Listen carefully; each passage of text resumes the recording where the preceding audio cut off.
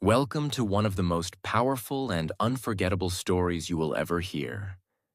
This is not just a biography. This is not just an English lesson. This is a journey into the real, painful, and inspiring life of a man who lost everything and then became one of the most successful and loved actors in the world. Today, we're talking about Robert Downey Jr. Yes, the man who played Iron Man. The genius, the billionaire, the superhero, the man who helped build the Marvel Universe, the face of the Avengers, the one who gave us that emotional final line, "I am Iron Man." But behind the red and gold suit, there is a man with deep scars, real pain, and a long history of struggle. You may think you know him, but today, you'll see the truth behind the fame. Because before he was Iron Man, he was a broken boy, born into chaos. He didn't grow up in a happy home. He didn't live a normal childhood. He didn't go to school like other kids. And he didn't smile like a boy should. His journey started with drugs, confusion, and a search for love he never received. And yet, he turned that pain into power. He turned that broken childhood into unshakable strength.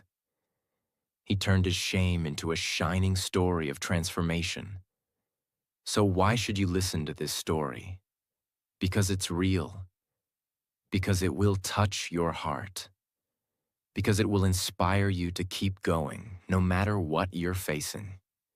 And while you listen, you will also improve your English, understand emotions, learn life vocabulary, and feel more connected to the language and the world. So take a deep breath. Open your heart. And let's begin the story of a boy who became Iron Man. Part 1. The boy who was born into chaos. Robert John Downey Jr. was born on April 4th, 1965, in Manhattan, New York City, in the United States. From the outside, it looked like he was born lucky. His father, Robert Downey Sr., was a well-known filmmaker. He made experimental, strange, and creative movies. He was a part of the New York underground film scene, where people were free, wild, and often living outside the rules. His mother, Elsie Ann, was an actress. She acted in some of her husband's films, and she was known for her sweet voice and gentle presence.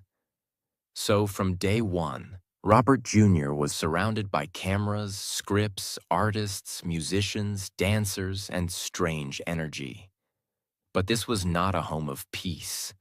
It was a home of chaos.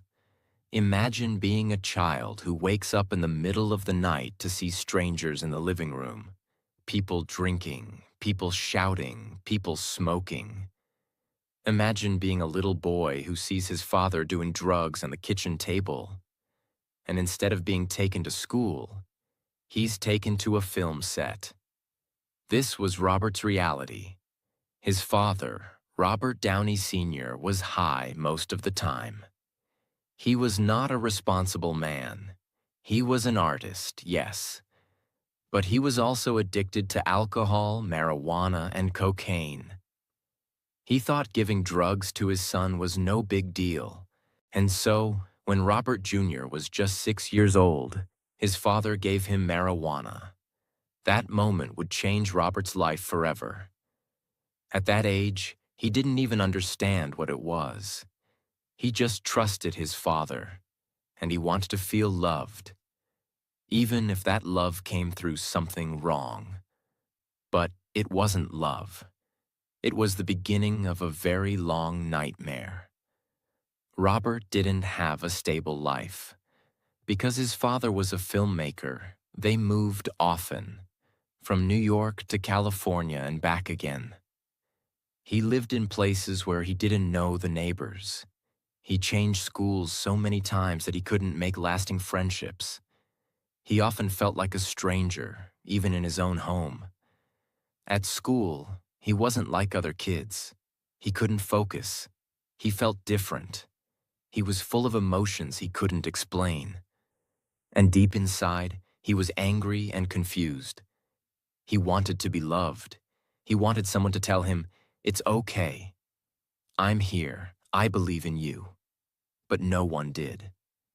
And so, he kept looking for peace in the wrong places. When Robert was just 10 years old, something happened that shattered his heart. His parents got divorced. His mother stayed in New York, and his father moved to Los Angeles. For Robert, this felt like being cut in half. He loved them both, even though they had problems. But now, he had to choose. He chose to go with his father, the man who introduced him to movies and drugs. And in Los Angeles, his life became even more wild. Robert started acting very young. He appeared in his father's films like Pound and Greaser's Palace. He had a natural talent. Even when he was just a child, he could express emotions, remember lines, and charm the camera. People said he had the eyes of a star. But behind those eyes was a boy who didn't know who he was. His father put him in movies, but never gave him real guidance. His mother loved him, but lived far away. And school didn't make sense to him. So at age 17, Robert dropped out of high school. He packed a few clothes. He left his mother's apartment in New York, and he flew to Hollywood. Alone, with no plan, no money, and only one dream. Maybe I can become something. At 17, Hollywood is not a safe place, especially not for someone like Robert. He had no agent, no manager, no car, no home.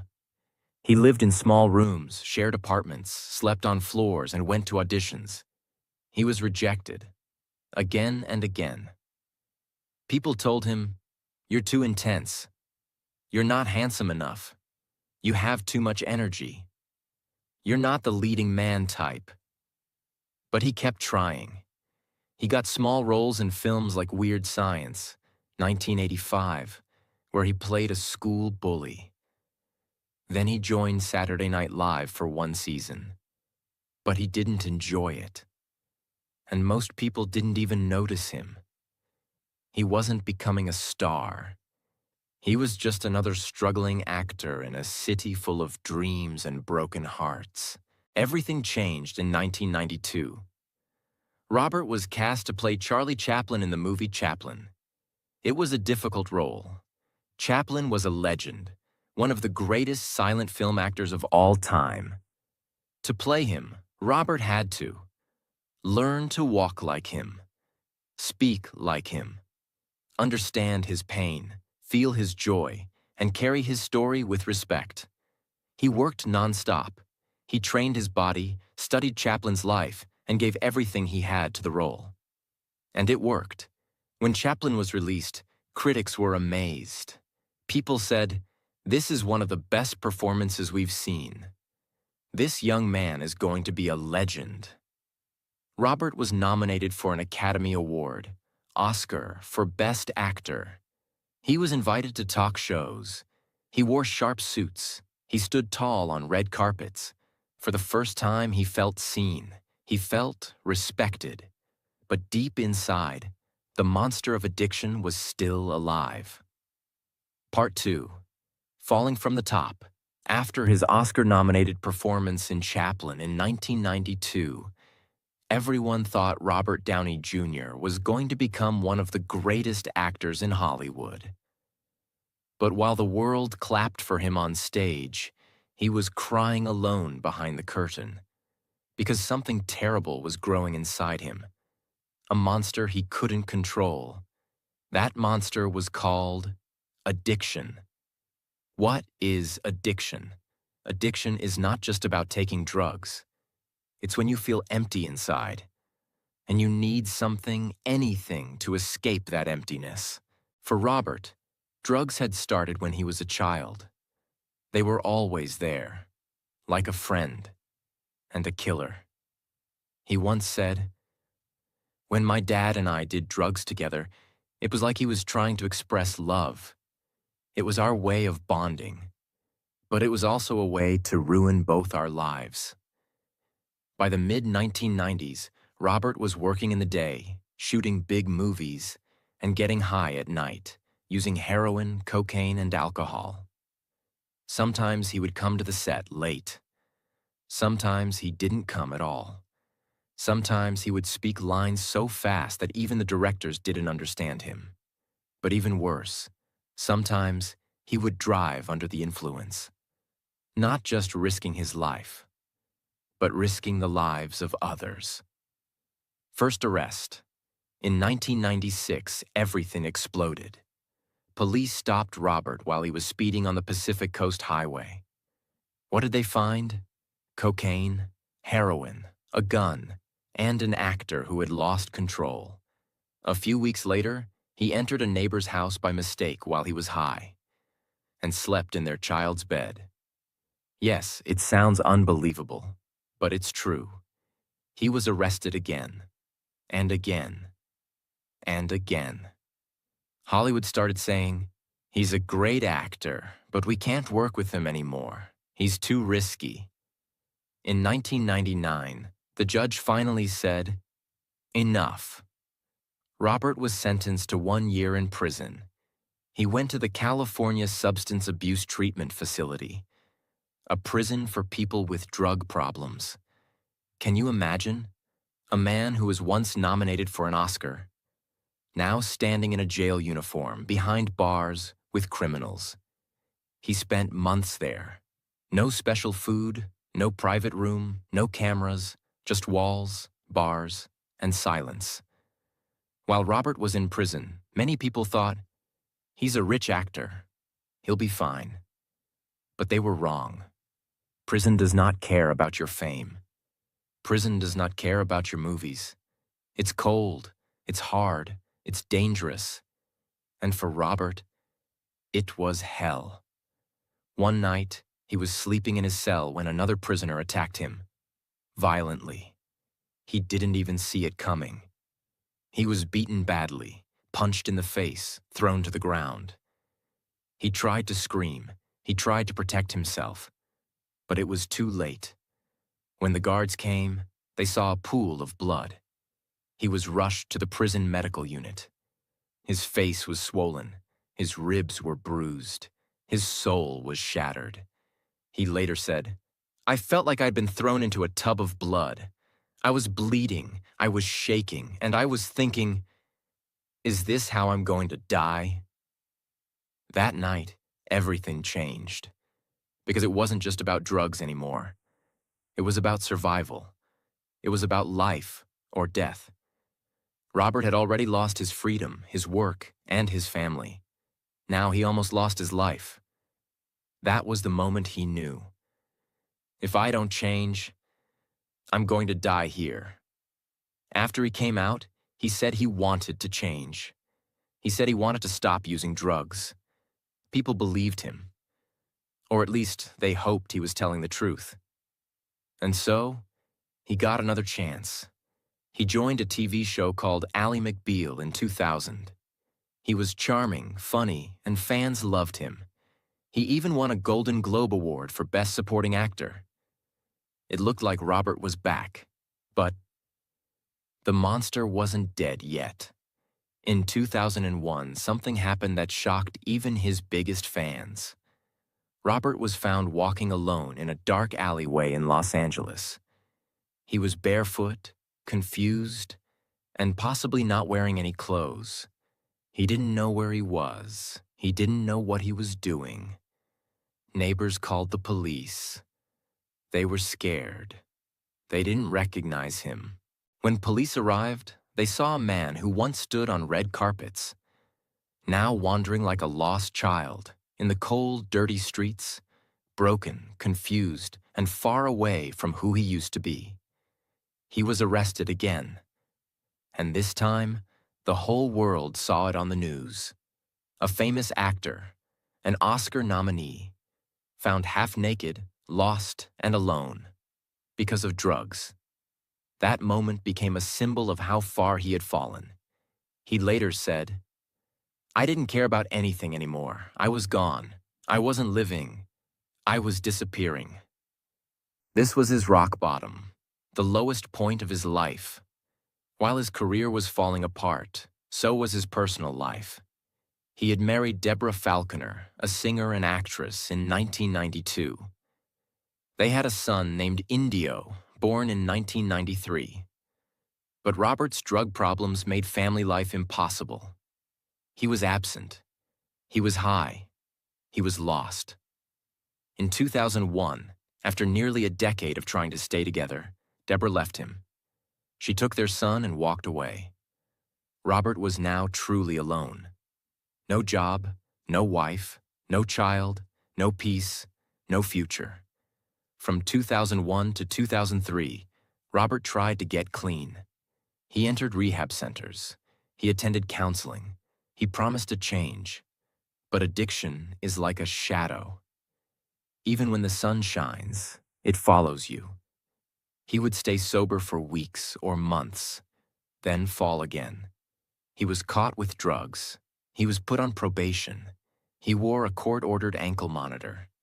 He became a symbol of what happens when fame and addiction mix. But something was about to change. In 2003, something happened that would save his life. He met a woman.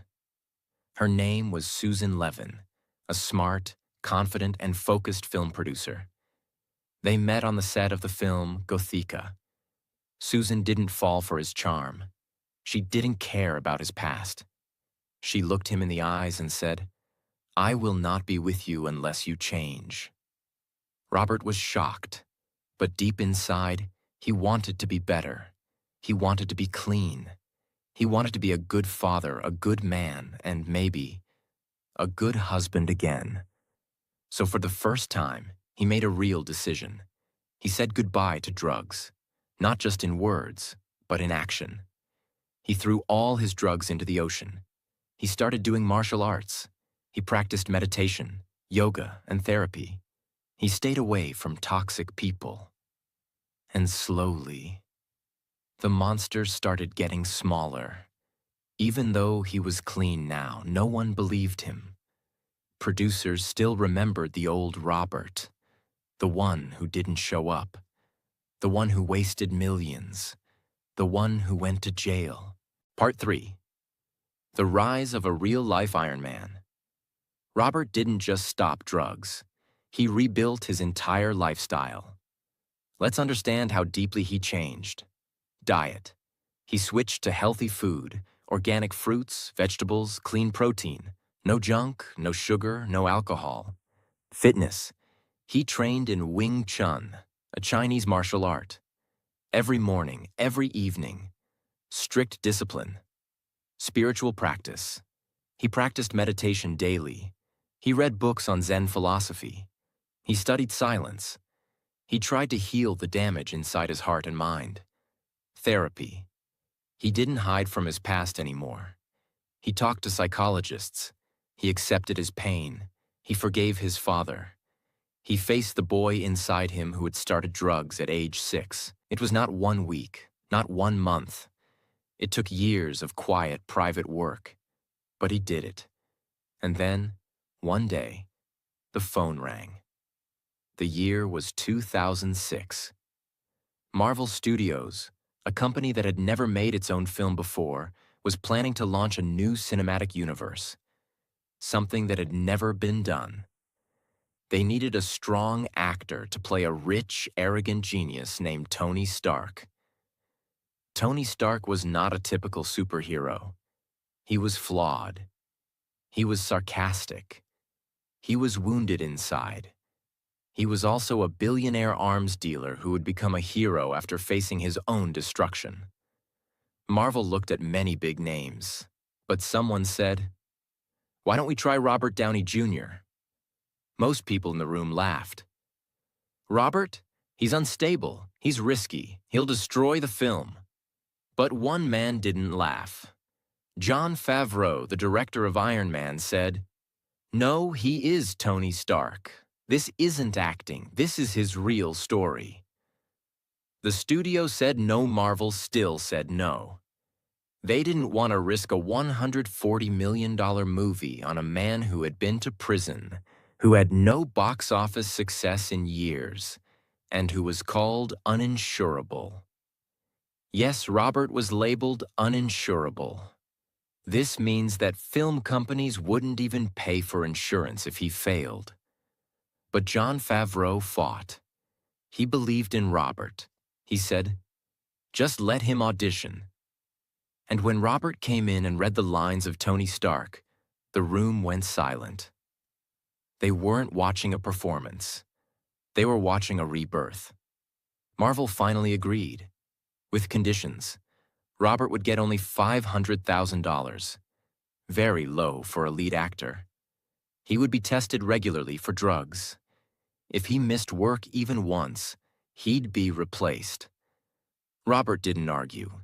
He looked them in the eye and said, "Give me this role. I'll show you who I really am." Robert didn't just act. He became Tony Stark. In many ways, Tony's journey mirrored Robert's. Tony had been a rich, selfish man selling weapons until he was captured and almost killed. That near-death moment woke him up. He built a suit. He became Iron Man. Similarly, Robert had been a rich, selfish man destroying his body with drugs until he was arrested and nearly lost his life. That moment woke him up. He rebuilt himself. He became Iron Man. It was a perfect match, not of character and actor, but of two broken souls learning to become heroes. In May 2008, Iron Man released. People expected a decent film. What they got was magic. Robert Downey Jr. wasn't just good. He was electrifying. Audiences laughed, cried, and clapped. The movie made over $585 million worldwide. It kickstarted the Marvel Cinematic Universe, now the most successful movie franchise in history. Suddenly, the man nobody trusted became the man everyone loved. And Marvel gave him more. After Iron Man's success, Robert didn't stop. He starred in Tropic Thunder, 2008, nominated for another Oscar. Sherlock Holmes, 2009, blockbuster hit. Iron Man 2, 2010. The Avengers, 2012, crossed $1.5 billion worldwide. Iron Man 3, 2013, another $1.2 billion hit. Avengers, Age of Ultron, 2015. Captain America. Civil War, 2016. Spider-Man, Homecoming, 2017. Avengers, Infinity War, 2018. Avengers, Endgame, 2019. Over $2.7 billion, one of the highest-grossing movies ever. By 2013, Robert Downey Jr. became the highest-paid actor in Hollywood, earning $75 million per year.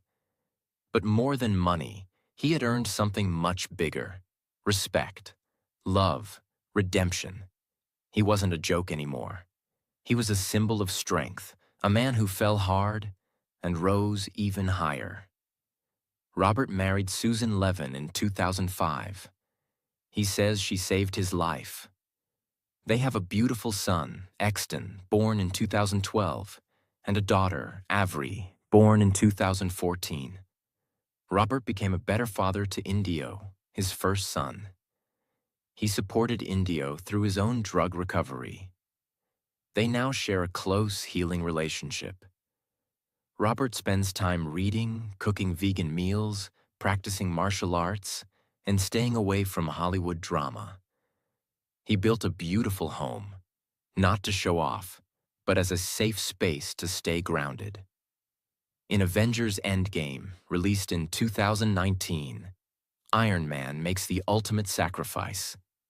He snaps his fingers to destroy Thanos, saying the legendary words, "I am Iron Man." And with that, he dies, saving the universe. In theaters around the world, people cried. not just because a character died, but because Robert Downey Jr.'s journey had come full circle. From a drug addict in a jail cell to a superhero who saved the world. In cinemas across the globe, millions of fans stood silently as Tony Stark, also known as Iron Man, closed his eyes for the last time. It wasn't just a movie moment. It was the end of an era. And behind that superhero mask was not just a character. It was Robert Downey Jr., the man who had fought his own real-life wars and survived them all. The man who once woke up in a prison cell was now leaving the biggest movie franchise in the world. As a legend, when an actor plays a role for 11 years, especially a role as iconic as Iron Man, leaving that behind is not easy. Robert had lived and breathed Tony Stark. They were the same in many ways. Both had made mistakes. Both were brilliant but broken. Both learned to rebuild themselves. After Avengers Endgame in 2019, people started asking, what will Robert do now? Will he ever find a role bigger than Iron Man? Or will he disappear again, like before? Even Robert himself had doubts. He said in an interview, "It's always scary when you walk away from something so big. It's like leaving your own identity behind. But I had to." Why? Because this time, he didn't want to be a superhero on screen. He wanted to be one in real life. After Endgame, Robert made a surprising decision. He didn't run to Hollywood. He didn't look for more action movies or big studios. Instead, he bought a beautiful, eco-friendly farm in Malibu, California. Yes, a farm. Not for showing off, not for luxury, but for healing. His farm is home to rescue animals, goats, pigs, chickens, cows, organic vegetable gardens, solar-powered energy systems, recycled wood homes. He wanted to live close to nature. He wanted to wake up to birds, not cameras. He wanted his children to grow up with peace, not pressure. He once said, "I spent my early years running. Now I want to sit still and feel the earth under my feet." Robert began practicing gardening, animal care, and environmental activism. He became deeply interested in climate change and how to protect the planet. In 2020, Robert announced something big at an international tech event. He launched a new organization called the Footprint Coalition. Its mission? To use technology and innovation to clean up the earth. He started investing in AI, robotics, clean energy, and sustainable agriculture. Robert used his fame, money, and influence not to buy more cars or mansions, but to help scientists and inventors who are creating tools to heal the planet. He said, "I played a genius billionaire in the movies. Now I want to support real-life geniuses." He's involved in projects like robots that collect plastic from oceans, AI tools that help farmers use less water, new types of battery-powered machines, education for young scientists. This is the real Iron Man, not the one in armor, but the one helping build a better world. Let's go deeper into Robert's personal life, especially his relationship with Susan Downey. She's not just his wife. She is his business partner, creative collaborator, and lifeline. Together, they started a production company called Team Downey. They have produced films like The Judge, 2014, a powerful courtroom drama starring Robert and Robert Duvall; Perry Mason, 2020, an HBO series; and several documentaries about mental health and recovery. Susan is known for her intelligence, discipline, and calm energy. Robert has said, "Without her, I wouldn't be alive. She gave me the courage to become the man I was meant to be." Their marriage is built on trust, boundaries, healing communication, routines that keep Robert away from temptation. Every day, they wake up early, meditate, do yoga, take care of their kids, and read together.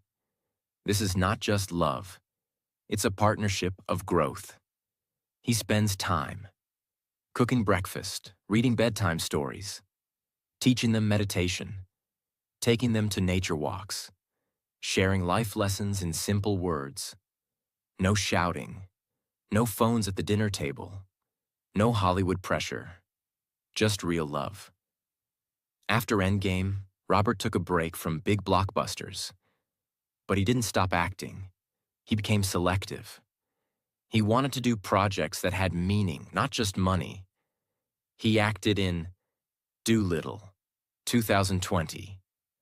Though the movie wasn't a hit, he said he enjoyed the experience for his kids. Senior, 2022. A deeply personal documentary about his father, Robert Downey Sr. This documentary, Senior, is one of the most emotional and honest pieces of art Robert has created. It shows the beautiful, painful relationship between father and son. It shows the wounds, the mistakes, the laughter, and the love. Robert made this documentary not for fame, but for closure. He said, "This is not a film. This is a goodbye letter to my dad." And people around the world were moved. They saw a different Robert, not Iron Man, not Sherlock, but a son, a man, a human being who just wanted to say, "I forgive you. I love you." Let's talk numbers, but more importantly, let's talk meaning. Robert Downey Jr.'s net worth today is estimated to be around $300 million. He has multiple homes, expensive cars, a private jet, investments in over 15 companies, business ventures in clean energy, fashion, food, and technology. But ask him what he values the most. He won't say money. He will say his sobriety, his family, his freedom, his peace. That is his real wealth. In the past few years, Robert has given several powerful interviews, speeches, and podcasts. Here are a few things he said that you will love. Worrying is like praying for something you don't want. I think life changes every 5 minutes, so I try not to predict. You need bad things to happen sometimes, or you'll never grow. He often speaks about mental health, letting go of ego, building real discipline, staying present in each moment, finding humor in pain. Robert has said in many interviews, "There's a version of me that existed before the pain, and a better version that was created because of it." He was rich. He was famous. He had opportunities most people dream of. But he lost it all. Why? Because sometimes life breaks you on purpose, not to destroy you, but to remove everything that's fake. All his ego, pride, excuses, lies, and distractions were taken away, until all that was left was a broken man staring at himself in the mirror. And that's where real transformation begins. He learned that pain is a teacher. Pain teaches you what matters. Pain shows you who you really are. Pain introduces you to the real version of yourself, the one behind all the noise. One of the most important things Robert ever did was this. He stopped blaming others. He could have blamed his father for introducing him to drugs, Hollywood for rejecting him, the police for arresting him, the media for calling him a failure. But he didn't. He stood up and said, "This is my life. These are my choices. And now I will change them." That's not easy. Taking responsibility means you stop making excuses. You stop waiting for someone to save you. You stop being a victim. And that's what Robert did. From that day forward, he became the hero of his own story. Not because he was perfect, but because he was honest and accountable. People often ask, how did he stay clean after so many relapses? The answer is discipline and habits. Here are the powerful routines Robert Downey Jr. follows. Wakes up early every morning. Spends 30 minutes in silent meditation. Trains in Wing Chun martial arts. Eats a clean vegan diet. Reads books every day, philosophy, history, spirituality. Avoids toxic people and gossip. Sleeps early and protects his peace. He treats his mind and body like a temple. He says, recovery is not something you do once. It's something you do every day for the rest of your life. And it's true. Success is not one big event. It's 1,000 small decisions made quietly, consistently, and with courage. He talks to young actors, recovering addicts, and people who feel lost. He shares his pain openly. He never pretends to be perfect.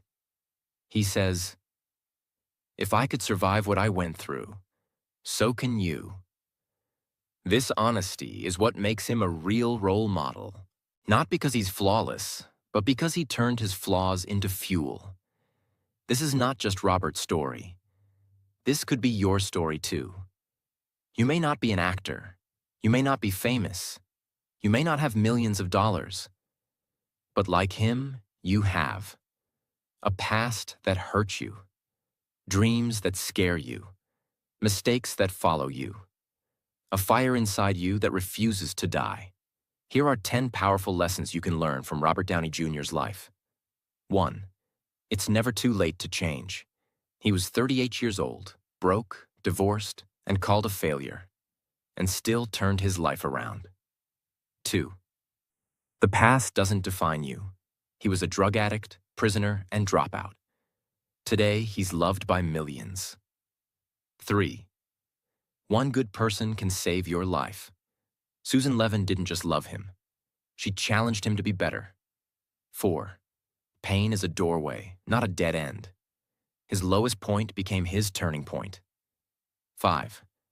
Discipline is freedom. His strict routines gave him peace, focus, and strength.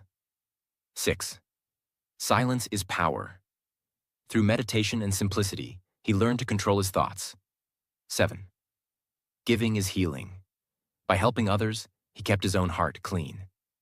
8. Forgive, even when it hurts. He forgave his father, himself, and everyone who doubted him. 9. Be the hero of your own story. Don't wait for someone else to save you. You are enough.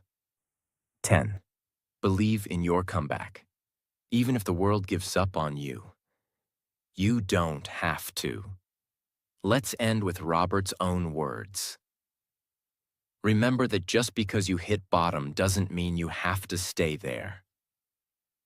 Sometimes you have to get knocked down lower than you've ever been to stand up taller than you ever were.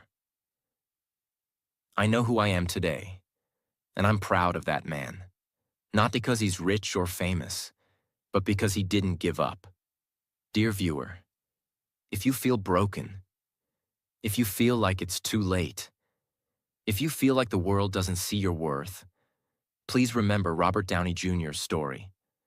You can fall, you can fail, you can even lose yourself, but you can still come back, stronger, wiser, better. This is not just a biography. It is a mirror that shows you you are powerful beyond imagination.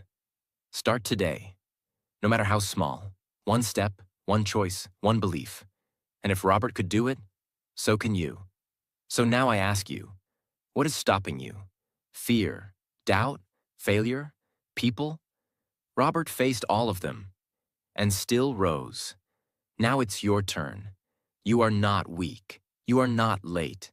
You are not broken beyond repair. You are just one decision away from a completely different life. And it starts now. If this story touched your heart, if it gave you courage, if it reminded you of your power, then share it. Comment what it made you feel. and subscribe for more real stories that change lives. Because we're not just learning English here. We're learning how to become the strongest version of ourselves. See you in the next story. And until then, never give up. Your comeback is waiting.